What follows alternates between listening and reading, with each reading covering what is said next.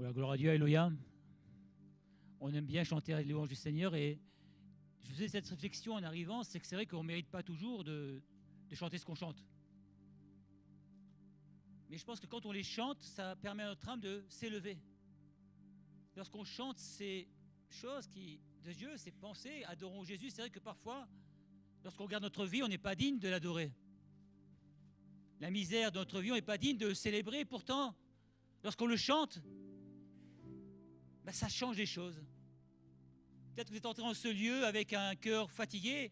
C'est parfois il y a un cantique qui disait « Je suis dans la joie » quand on me dit « Allons à la maison d'Éternel » et on rentre parfois, on n'a pas la joie. Puis c'est « Je suis dans la joie ». Non. C'était arrivé, je ne sais pas si vous avez remarqué, mais en faisant chanter, je vois parfois les gens qui chantent des chants de joie, mais ils sont dans la tristesse. Alors est-ce qu'on ne peut pas chanter parce qu'on est triste? Je suis dans la joie. Mais je pense que Dieu, lui, met la joie dans nos cœurs. Dieu siège au milieu de la louange et quand on loue le Seigneur, notre âme s'élève vers Dieu. Si on pouvait chanter que ce qu'on vit, on ne chanterait plus du tout. On ne pourrait plus chanter, on n'aurait plus rien à dire parce qu'on est tellement imparfait. Tellement imparfait, et pourtant on a besoin, moi j'ai besoin de célébrer le Seigneur. J'ai besoin, lorsque je rentre dans ce lieu, de dire à Dieu combien je l'aime. Et même si je ne l'aime pas tous les jours, 24 heures sur 24, parce que j'y arrive pas, j'aime quand même le Seigneur. Et ça, je veux le confesser. Et ça, je veux le dire, il n'y a rien qui m'empêchera de dire à Dieu que je l'aime. Rien, ni personne. Parce que je pense que dans mon cœur, fondamentalement, il est là. Et même si ma vie n'est pas parfaite, et elle ne l'est pas, évidemment, j'aime célébrer le nom de Jésus. J'aime me retrouver le dimanche matin dans ce lieu avec les frères et sœurs pour célébrer son nom. C'est agréable, c'est bon pour des frères et sœurs de célébrer Jésus. Alors, qu'on ne puisse pas se priver de louer le Seigneur. Qu'on puisse ne pas se priver de lui dire combien on l'aime. Qu'il n'y ait rien qui nous empêche de lui exprimer notre amour, de lui exprimer notre désir de le suivre et de l'honorer. Amen, alléluia. Ce matin, la pensée que j'avais à partager avec vous, c'était celle-ci dans Hébreux, au chapitre 10, verset 22. Je l'avais apportée il y a un an, un peu plus d'un an, et j'ai eu à cœur de l'apporter encore aujourd'hui différemment, certainement, parce qu'on va se laisser conduire par le Saint-Esprit. Mais ça suit un peu le message de la semaine dernière, et cette parole nous dit « Approchons-nous de Dieu, mais avec un cœur sincère. » Approchons-nous avec un cœur sincère dans la plénitude de la foi, les cœurs purifiés d'une mauvaise conscience et le corps lavé d'une eau pure. Si nous sommes là ce matin, c'est parce qu'on a envie de s'approcher de Dieu. N'est-ce pas? On a envie d'être plus près de Dieu et parfois, je ne sais pas si ça vous arrive, mais parfois on n'a pas envie de venir. Honnêtement. Parfois on dit, mais Seigneur, je n'ai pas envie d'être là. Vous savez pourquoi? Parce que lorsqu'on est dans ce lieu avec les frères et sœurs, c'est le diable qui n'aime pas ça. Le diable n'aime pas entendre son peuple louer, l'adorer, le célébrer. Alors parfois il met dans nos cœurs cette idée, mais tu n'as pas besoin d'être là. Tu ne sers à rien. Repose-toi, tu es fatigué, tu as une dure semaine. Lorsqu'on est dans ce lieu, Dieu apporte sa bénédiction. Amen. C'est pour cela que parfois il y a tellement ce désir de ne pas venir. C'est comme nos réunions de prière, vous savez. Je ne sais pas, on était une dizaine mardi ou une quinzaine, mais parce que là, il se passe des choses. Il se passe des choses qu'on ne voit pas forcément, mais il se passe des choses. D'ailleurs, s'il ne se passerait rien, tout le monde serait là. C'est parce qu'il se passe des choses que l'adversaire nous empêche de venir parfois, qui met dans nos vies des bâtons. Des bâtons pour nous empêcher de venir le célébrer. Et on trouve plein de raisons valables. Plein de bonnes raisons pour ne pas venir au travail. C'est vrai que parfois on ne peut pas. Les enfants, etc., c'est des raisons, mais parfois il y a aussi de mauvaises raisons. Parce que si le mardi midi, j'avais un rendez-vous important, croyez-moi, on s'arrangerait. Enfin, moi, je m'arrangerais pour être là, à ce rendez-vous. Si je veux rencontrer quelqu'un d'important, je me débrouillerais, je dirais, écoutez, là, je ne peux pas venir, j'ai un rendez-vous plus important. C'est pas vrai? Qu'y a-t-il de plus important que le Seigneur? C'est une question que je pose. Qu'y a-t-il pour nous de plus important que le Seigneur? Alors ce matin, l'auteur de l'Épître aux Hébreux nous invite à nous approcher avec un cœur sincère. Et je pense que la première des choses à réaliser quand on vient ici, c'est la présence de Dieu. C'est que Dieu est présent. C'est la parole qui nous dit, c'est présent par son esprit. On ne vient pas comme au cinéma, on ne vient pas pour voir un spectacle, il n'y a pas de spectacle ici. D'ailleurs, les artistes, le seul artiste véritable, c'est le Seigneur et le Saint-Esprit. Après, les autres ne sont que des outils que le Saint-Esprit utilise, avec bien sûr des qualités énormes. Vous avez vu comme ils sont bons. Et des défauts énormes, vous avez vu comment ils sont. Mais qu'on puisse réaliser vraiment que Dieu est présent. Et quand on chante, vous savez, moi je me souviens toujours quand j'étais jeune, et peut-être même aujourd'hui, ma femme me disait que je chantais très mal. Très mal. Elle me disait, mais t'as vu comme tu chantes mal? 37 ans plus tard, je chante toujours. Peut-être mal, mais je chante toujours parce que j'ai envie de chanter pour le Seigneur. Parce que dans mon cœur, il y a toujours ce feu. Alléluia. Mais est-ce qu'il y a encore dans notre cœur ce feu pour le Seigneur? Même si on chante mal, est-ce qu'on a envie de chanter le Seigneur, sa joie, sa gloire, sa bonté? C'est bien fait. Est-ce qu'on est conscient que lorsqu'on vient dans ce lieu, le Seigneur est présent? Est-ce qu'on a besoin de sa présence? Est-ce qu'on a envie de venir dans sa présence?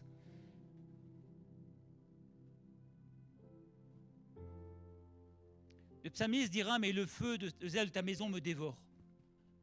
Le zèle de ta maison me dévore. C'est ce qui dévore, ça nous prend au plus profond de nous-mêmes. Est-ce qu'on a toujours ce zèle et cette envie d'être là, d'être dévoré par la présence de Dieu? Est-ce qu'on a toujours envie d'être rempli de la présence de Dieu? Ce mardi, il y a une sœur qui disait, Seigneur, renouvelle-moi dans ce zèle pour ta maison, dans sa prière.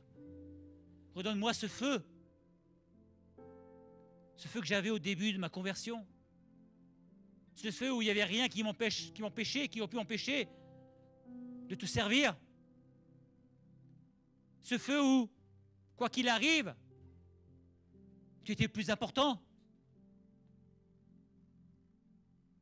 1 an, 2 ans, 10 ans, 20 ans, 30 ans, 40 ans, et même plus pour certains, si intimité.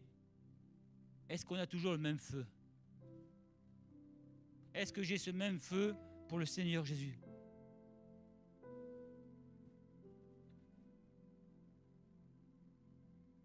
Le Seigneur est le médiateur d'une nouvelle alliance. Il est le médiateur d'une nouvelle alliance, mais que faisons-nous de l'alliance qu'il a faite avec nous? Où en sommes-nous? Où en suis-je aujourd'hui avec cette alliance que Dieu a faite avec moi?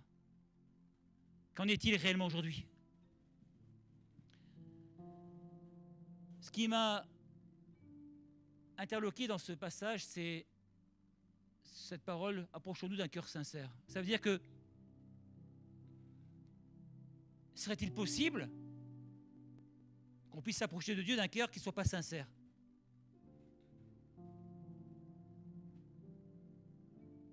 Est-ce que parfois je viens vers Dieu avec un cœur qui n'est pas sincère? Et je pensais, moi, à ces 10 lépreux là. Ils ne sont pas venus pour Dieu, ils ne sont pas venus pour Jésus. Ils sont venus pour être guéris. Est-ce que leur cœur était sincère? Leur intérêt était sincère puisqu'ils voulaient être guéris. Ils savaient où aller. Mais après, qu'est-ce qu'ils ont fait? Il y en a 9 qui sont partis. Ciao. Merci Seigneur et à la prochaine si j'ai besoin de toi. Et si je n'ai pas besoin de toi, est-ce que je vais revenir? Il y en a qu'un qui est revenu. Il y en a qu'un qui est venu glorifier le Seigneur. Il y en a qu'un qui est venu dire à Dieu, Seigneur, tu as fait un miracle pour moi. Alléluia. Le mot sincère vient d'une expression latine qui signifie sans cire. Sans cire, pas Saint-Cyr, sans cire. Et en fin de compte, les marbriers utilisaient la cire pour cacher les défauts d'un morceau de marbre. En fin de compte, quand il y avait un défaut dans un morceau de marbre, ils prenaient de la cire, ils passaient la cire sur le morceau et ça cache. Mais ça ne répare pas. D'accord? Parfois, on est comme ça, nous aussi, non? Parfois, on vient vers le Seigneur d'un cœur sans cire. Seigneur, viens mettre un peu un baume là. Viens mettre un peu un pansement sur ma plaie, mais le fond, qu'en est-il? Mais fondamentalement, est-ce que Je viens pour être guéri. Je viens pour être relevé. Je viens parce que j'ai besoin d'être changé, d'être restauré. L'auteur dira, mais viens, approche-toi de Dieu. Et c'est bien, on s'approche, mais approche-toi d'un cœur sincère. S'il n'y a pas de sincérité, est-ce que ça vaut la peine de s'approcher? Si à chaque fois que je viens, je repars de la même manière, sans changer, mais à quoi ça sert? Si je n'ai pas envie de progresser dans ma vie spirituelle, à quoi ça sert? Si dimanche, j'ai entendu le message dimanche dernier qu'aujourd'hui, il n'y a rien qui a changé durant une semaine, mais à quoi ça sert? Pourquoi est-ce que je viens écouter le Seigneur? Pourquoi est-ce que je viens l'écouter? Pourquoi est-ce qu'il me parle? Et s'il me parle, pourquoi est-ce que je ne change pas? Pourquoi est-ce que je n'ai pas cet amour suffisamment grand pour Dieu pour dire, Seigneur, tu m'as parlé, ben je vais t'écouter. Et il est vrai que je dois changer. Il est vrai que dans ma vie, il doit y avoir des changements, et cet autel que je bâtis pour toi, Seigneur, ben je veux l'honorer. Il ne suffit pas de bâtir des autels, c'est bien, mais il faut se placer devant l'autel. Il faut se placer devant l'autel pour honorer le Seigneur et pour l'écouter, pour lui obéir. Avec Dieu, on doit être sans cire, sans contrefaçon, sans hypocrisie, sans masque, sans fausse apparence, mais sincère, notre manière d'être, c'est-à-dire vrai, c'est-à-dire honnête, pur, authentique, loyaux, droit, et puis il y a plein d'autres. Vous pouvez mettre tout ce que vous voulez. Encore une fois, la parole nous rappelle qu'on peut tromper les hommes. Et c'est facile. On peut tromper les hommes, mais on ne peut pas tromper Dieu. C'est impossible. On ne peut pas le tromper, et même si on essayait, on n'y arriverait pas. Alors si ce n'est pas possible, pourquoi est-ce qu'on s'embête à essayer? On perd son temps. Pourtant, c'est notre chair qui est comme ça. Et la question qu'on peut se poser aujourd'hui, c'est mon cœur. Seigneur, comment est-il par rapport à toi? Est-ce que j'ai vraiment un cœur sincère devant toi? Alors moi, je pense que oui. Honnêtement, je pense que oui, quand on est dans ce lieu. C'est pas mal. Vous savez, il y a la présence de Dieu. Et sincèrement, quand on prie Seigneur, change-moi, ben on le pense. Moi, je pense. Quand on chante Seigneur, change mon cœur, on est sincère. Mais dès qu'on sort de ce lieu, dès que les soucis de la vie reprennent, dès que les problèmes de la vie reprennent, qu'est-ce qui se passe? On a oublié notre promesse, notre désir de voir notre cœur changer parce qu'on retombe dans nos habitudes. Je pense qu'un chrétien est avant tout un disciple. Et un disciple a une discipline. Croyez-moi, ce que je veux vous dire, ce n'est pas compliqué parce que je ne sais pas être compliqué, moi. J'essaie d'être pragmatique parce qu'on a besoin de choses simples. Parce que même si on vit par l'esprit, on vit dans une chair. Et Dieu nous veut corps, âme et esprit. Dieu veut que notre corps, notre âme et notre esprit lui appartiennent totalement et pas simplement notre esprit. Lorsqu'on est le dimanche matin là, entre 10h et 11h30, pour ceux qui prêchent plus longtemps, et 11h25 et 20h15 pour moi, Dieu nous veut totalement à lui. Dieu veut qu'on soit des disciples de Jésus et qu'on lui appartienne pleinement dans notre vie, une vie disciplinée avec lui. On n'a pas le droit de réagir avec légèreté devant le Seigneur. On n'a pas le droit. On ne peut pas. Si on vient en ce lieu sans prendre conscience qu'on ne peut pas être dans le péché, on fait offense au Seigneur. On lui fait offense. C'est pour ça que Jésus dira, mais si ton frère a péché contre toi, vas-y, demande-lui pardon. Et combien de fois Pierre dira, parce que Pierre n'est pas fou, tiens, il aurait bien voulu que le Seigneur dise, 7 fois ça suffit, Seigneur. Mais non, pas 7 fois, mais 77 fois, 7 fois. Et je ne sais pas compter jusque-là, moi. Comment puis-je entrer dans ce lieu et saluer un frère si je ne l'aime pas sincèrement? Ou une sœur, hein, c'est pareil. Hein. Ça fonctionne de la même manière. Comment puis-je venir dans ce lieu si je ne suis pas en paix avec mon frère, avec ma sœur, avec mon épouse? Comment puis-je venir dans ce lieu? Si avant, je n'essaie pas de me réconcilier avec lui, si avant, je n'essaie pas sincèrement de lui demander pardon. La parole nous rappelle que l'humilité précède la gloire. Encore faut-il que je sois capable de m'humilier. Je pense qu'on a tous les éléments pour vivre une vie chrétienne sincère avec le Seigneur. Je pense que Dieu nous a donné tout ce qu'il faut. Je le crois.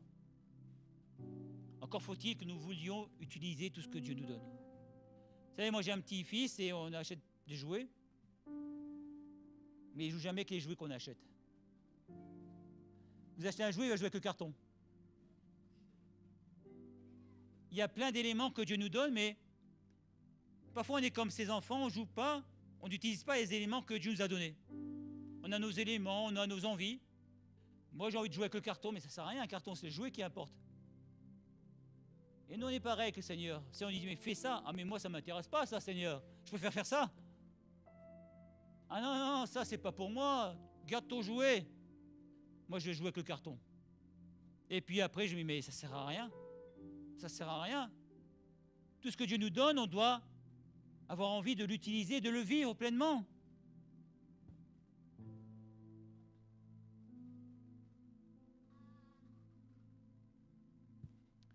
J'ai toujours cette pensée de ce pharisien, de ce publicain. Alors bien sûr, on se dit, tiens, moi je suis comme le publicain, j'aime bien m'humilier devant le Seigneur. Menteur. En théorie, oui, mais franchement, est-ce qu'on ne dit pas, mais Seigneur, tu vois, quand même, je suis mieux que lui. Quand même, Seigneur, tu vois, ce qu'il fait lui, je ne le ferai pas, moi. Ah non. Ça s'appelle de la médisance. Et la médisance, c'est un péché. Non? Seigneur, tu vois, moi, je te sers plus que lui, ou mieux que lui. Toi, lui, il ne sait pas faire chanter. Si j'étais sur l'estrade, moi, je serais tellement meilleur. Quand on quitte ce lieu après la réunion, mais Seigneur, tu as vu comment il a prêché ce matin? Mais ça, c'est pas possible, ça va pas. Comment on peut dire ça?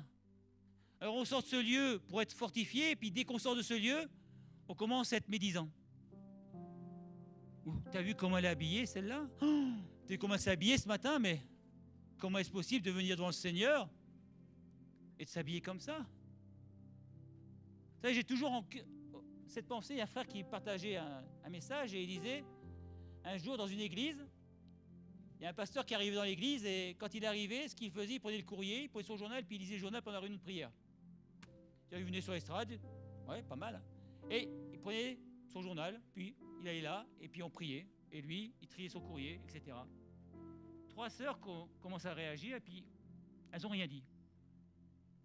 Elles se sont dit, on ne va rien dire parce que ça ne sert à rien, et puis elles ont commencé à se mettre à prier pour lui. Elles se sont réunies à 3. Elles n'ont pas commencé à dire, c'est pas bien, ce pasteur, c'est pas normal. Elles se sont dit, ça, il faut que ça change. Elles se sont mises à prier toutes les 3 ensemble, mais pas pour dire, Seigneur, change de pasteur. Mais, Seigneur, tu vois ce qu'il fait, si c'est pas bien, change son cœur. Change sa manière de faire. Et un beau mardi, ou un jeudi, je ne sais plus quel jour c'était, on l'a vu arriver sans rien, sans papier, sans rien, et puis il a dirigé cette réunion de prière comme il le fallait. C'est tellement facile de parler, de dire du mal, de dire ça, moi je ferai ça, mais la seule solution c'est dans la prière. La seule solution qu'on puisse trouver dans un problème, c'est la prière. Si vous trouvez que je prie mal, que je prêche mal, ben priez pour moi. Amen. Alléluia. Il y a beaucoup d'amen quand même. C'est inquiétant. Moi je vais prendre des cours. Non mais, ce que je veux dire par là, c'est que si vous voyez qu'il y a quelque chose qui ne va pas, plutôt que de commencer à appeler un tel, viens voir, ça ne va pas. Et si on se met à prier, ah, tiens, mais ça marche. Mais bien sûr que ça marche la prière, alléluia. Sinon je ne serais pas là aujourd'hui, croyez-moi. Si on ne serait pas là aujourd'hui, c'est que la prière, ça marche. Encore faut-il qu'on veuille utiliser la prière. Mais c'est là le problème. Il est plus facile de médire des gens que de prier pour eux. N'est-ce pas? Et pourtant, lorsque Dieu répond, on dit alléluia, Seigneur, tu es tellement bon. Tu as répondu à ma prière, mais si Dieu répond, prions plus souvent. Si Dieu répond à ta prière, continue à prier. C'est moi, je me réjouis quand je vois dans l'église quelqu'un qui n'était pas bien et découragé, lassé, fatigué, que tout d'un coup, je le vois joyeux, en train de sourire. Ça, c'est pour moi, c'est comme si j'avais été moi-même pleinement guéri par le Seigneur. Parce que ça montre que Dieu répond à ma prière. Ça montre que parce que j'ai fait preuve d'amour, Ah tiens, amour. Ça veut dire quoi, amour? J'ai fait preuve d'amour pour mon frère et ma sœur. Dieu a répondu à ma prière. Alléluia. Après on dit, mais Seigneur, tu réponds pas, c'est pas vrai. Dieu répond. Peut-être pas toujours comme on veut ou comme on le voudrait, mais Dieu répond à nos prières. Et moi, je vous assure que quand il y a ce qui se passe dans l'Église, et les gens qui sont restaurés dans leur foi, dans leur âme, dans leur cœur, il y a de la joie dans le ciel déjà. Mais il y a de la joie dans mon cœur aussi. Alléluia. Ne limitons pas notre sincérité de cœur au dimanche matin. C'est une erreur. C'est une erreur. C'est chaque jour, chaque instant qu'on doit être sincère avec le Seigneur. Enlevons les masques. Il est peut-être temps d'enlever les masques et de ne plus vouloir paraître, mais d'être tel que nous sommes réellement. Et si dans nos vies, il y a des choses qui ne vont pas, eh ben, ça va se voir. Mais si ça se voit, peut-être que d'autres prieront pour moi. Tiens, pourquoi pas? Tiens, j'ai vu que celui-là, il y avait ça, mais j'ai prié pour lui. Je n'en parle à personne. Mais je dis, Seigneur, tu vois, peut-être qu'il a besoin que je prie pour toi pour ce sujet, cette chose. Et puis un jour, on voit que Dieu a changé les choses. C'est pas pour rien qu'on parle de la piété. C'est pas pour rien que le chrétien, dans sa discipline spirituelle, doit être un homme et une femme pieux et pieuse. C'est pas pour rien. Si on n'a pas une vie de piété, on ne tiendra pas. Impossible. On tiendra un temps, et puis après, on ne tiendra pas. On lâchera un moment. Alors ce matin, quelle est l'importance de ma vie de piété? Quand je viens à l'hôtel, là, comment je viens et est-ce que je viens tous les jours à l'hôtel? Est-ce que je prends le temps? Est-ce que j'ai vraiment cette envie de m'approcher de Dieu? Est-ce que j'ai vraiment ce cœur sincère pour le Seigneur? 1 Samuel 16, verset 7, il est écrit que l'Éternel ne considère pas ce que l'homme considère.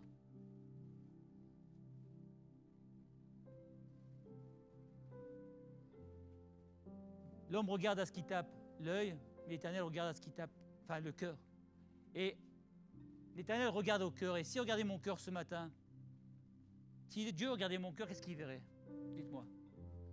Si Dieu regarde notre cœur, mais qu'est-ce qu'il voit? Si Dieu regarde notre cœur, mais même nos pensées. Imaginez que sur cet écran, on puisse mettre les pensées qui sont dans mon cerveau et que tout le monde puisse les voir. Imaginez seulement, rassurez-vous, ça ne marche pas encore. Mais Dieu les voit, et ça on oublie. Dieu sait ce que je pense à l'instant même. Et c'est bien le plus important. Et ça, c'est pas imaginaire, c'est réel. Alors quand mes pensées sont mauvaises, Dieu les voit. Mais quand mes pensées sont bonnes, Dieu les voit aussi. Alléluia. Alors qu'est-ce que j'ai envie que Dieu voit en moi? Qu'as-tu envie que Dieu voit en toi? La parole dit, tu aimeras le Seigneur ton Dieu, mais est-ce que la manière de l'aimer, la première meilleure des manières n'est pas d'avoir des pensées positives? Parce qu'il dira aussi, mais tu aimeras ton prochain comme toi-même. Et là, c'est plus compliqué. On est capable d'aimer Dieu, c'est pas insurmontable. Mais d'aimer notre prochain, c'est parfois plus compliqué. Mais pourtant, Dieu les voit. Il sait ce que tu penses à l'instant même. Alors pense des bonnes choses. Il dit, il sait ce que tu penses à l'instant même dans ta vie, à quoi tu penses? Peut-être que toi, tu penses là au repas de ce midi. Alors on prêche, mais tu penses au repas de ce midi, mais le repas spirituel, qu'est-ce que tu en fais? Peut-être que tu te dis, mais là, Seigneur, il y a des choses plus importantes que d'être dans ce lieu, et vivement qu'ils finissent. Il est temps, parce que j'ai faim. Parce que je dois m'occuper de ça. C'est pas faux. Mais la nourriture spirituelle de mon âme, qu'en est-il? Vous savez que Dieu connaît nos intentions profondes. Dieu connaît nos pensées profondes.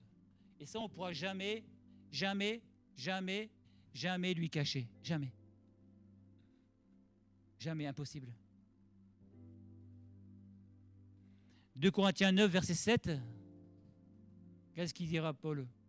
Que chacun donne comme il a résolu dans son cœur, sans tristesse ni contrainte, car Dieu aime celui qui donne avec joie.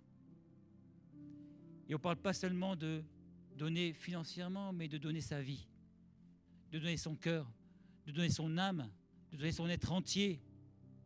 Est-ce qu'on le donne au Seigneur? On va dire oui, mais est-ce qu'on le donne avec joie? Ah Seigneur, eh ben, tu vois, j'avais tel rendez-vous, mais je l'annule. Alléluia Seigneur. Ou Seigneur, tu vois, je vais venir, mais franchement, j'aurais été mieux ailleurs ce matin ou ce midi. Est-ce qu'on donne au Seigneur avec joie? Entre nous. Est-ce qu'on est capable de donner au Seigneur avec joie? Est-ce qu'on pardonne à quelqu'un, on le fait avec joie? Parce qu'on veut le faire pour le Seigneur. Parce qu'on veut le faire parce que Dieu nous a demandé de le faire. Est-ce qu'il y a vraiment cet amour en nous tel que Christ a aimé? Alors il y a 15 jours, on m'a dit, mais tu parlais toujours de l'amour. Ben oui, mais je ne vais pas parler de la haine, ça ne m'intéresse pas. Ce que je veux parler, c'est des choses qui importent au Seigneur. C'est de l'amour, c'est du pardon. C'est notre capacité à ressembler à Jésus. Notre capacité à aimer comme il a aimé lui, ou à essayer d'aimer comme il a aimé lui. Ma capacité à être un chrétien. C'est-à-dire que quand on me croise dans la rue, on dit, mais celui-là, il est différent. Il ne jette pas les pierres avec les autres. Mais il va chercher celui qui est malade, découragé, pour le relever, le restaurer. Si je suis chrétien que le dimanche matin, et pour les plus spirituels le mardi à midi, j'ai rien compris. J'ai rien compris. Il faut que je reparte à zéro. Je reparte à zéro, c'est pas ça qui importe. C'est pas vrai. Si je suis comme ça, c'est que je suis pas sincère dans mon cœur. Si je suis comme ça, c'est que je mens au Seigneur. Alors on peut mentir aux hommes, mais au Seigneur, on lui ment parce qu'on n'est pas sincère. Si je ne suis pas capable un jour de ressembler à Jésus, à quoi ça sert qu'il ait cette parole? À quoi ça sert si la parole qui est écrite, je n'utilise pas pour mon âme, pour mon cœur, pour m'être entier, si je ne la vis pas?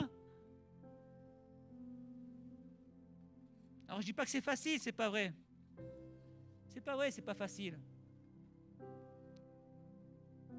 C'est pas facile, c'est compliqué de vivre la parole de Dieu. Mais quand on la vit, on est bien, non? Lorsqu'on vit une situation de péché, ça arrive, suite à un mensonge, à n'importe quoi, comment est-ce qu'on se trouve?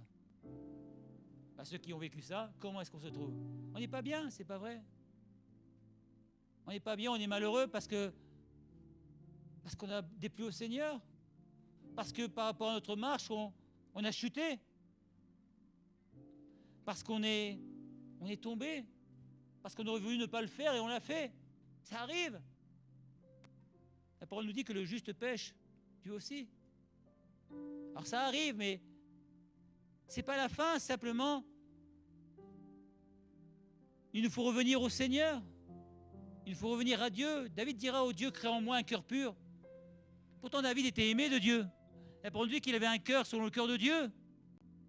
Mais David aussi a péché. Et lorsqu'il a péché, qu'est-ce qu'il va faire? À un moment, il va se repentir. Et il dira à ce moment-là, mais mon Dieu, crée en moi ce cœur pur. J'ai besoin que tu crées en moi ce cœur pur, cet esprit bien disposé. Disposé à quoi? À recommencer? Disposé à ne plus recommencer? Disposé à changer? Disposé à m'approcher de Dieu? La qualité du chrétien, avant tout, c'est un cœur sincère. Moi, je le pense. Un cœur sincère pour Dieu. Un cœur sincère pour le servir, pour le suivre, pour l'honorer. Un cœur qui sait reconnaître ses erreurs et qui sait s'humilier devant le Seigneur. Un cœur qui sait pardonner, un cœur qui sait aimer. Un cœur qui sait aussi recevoir du Seigneur. On peut recevoir du Seigneur ses bontés, ses bienfaits. Dieu connaît nos cœurs, Dieu connaît nos pensées, Dieu connaît nos vies. Mieux que nous-mêmes. Dieu connaît nos jardins secrets. Vous savez, ceux où on ne veut pas qu'on aille, là. Il les connaît, lui aussi. Alors ce matin, est-ce qu'on est prêt à tout abandonner auprès du Seigneur? Et comme David, dire simplement cette parole au Dieu. Ce matin, mon Dieu, crée dans mon cœur ce cœur pur pour toi. Est-ce qu'on est prêt à dire au Seigneur, Seigneur, je ne veux plus continuer comme je le fais aujourd'hui. Je ne veux plus continuer comme je le fais, ça suffit. En tant que disciple de Jésus, même si je peux tromper les hommes, je ne peux pas te tromper toi, impossible. Je ne peux pas te tromper, alors c'est stop, j'arrête. Aujourd'hui, je décide de changer. Stop, je ne veux plus avoir une double vie. Cette vie que je laisse paraître et cette vie qui est au fond de moi. C'est pas possible. On est un, corps, âme et esprit. Et toute notre vie appartient au Seigneur. Toutes nos pensées appartiennent au Seigneur. Alors il est peut-être temps de lâcher prise. Il est peut-être temps de larguer les amarres avec notre vie passée et de vivre cette nouvelle création, cette nouvelle naissance qui est en nous, au travers de l'amour et de la grâce de Jésus. Amen. On va prier si vous voulez bien, et si on sent dans notre cœur qu'on a besoin de changement, de faire cette prière qu'a faite David, crée en moi ce cœur pur, et je vous invite à la faire au Seigneur, à dire Seigneur, change mon cœur, et on va prier pour que Dieu nous aide à changer et à s'approcher de lui. Seigneur, c'est toi qui connais nos vies, on ne peut rien te cacher. On ne peut rien te cacher, toi tu connais tout parfaitement, Seigneur, et ce matin, pour ma propre vie, je veux te dire, Seigneur, crée en moi ce cœur pur. Qu'il n'y ait plus rien qui m'empêche pleinement de vivre ta présence, ta grâce, ta puissance. Crée en moi cet esprit bien disposé à faire ta volonté. Aide-nous à aller plus loin avec toi, Seigneur. On ne peut pas continuer constamment à nous voiler la face, Seigneur. On ne peut pas continuer constamment à nous tromper, à essayer de te tromper, à tromper les autres, mais ce que tu veux, c'est un cœur sincère pour toi, un cœur sincère et rempli de ton amour, de ta paix, de ta présence. Je te prie, aide-nous et conduis-nous dans le nom de Jésus. Amen.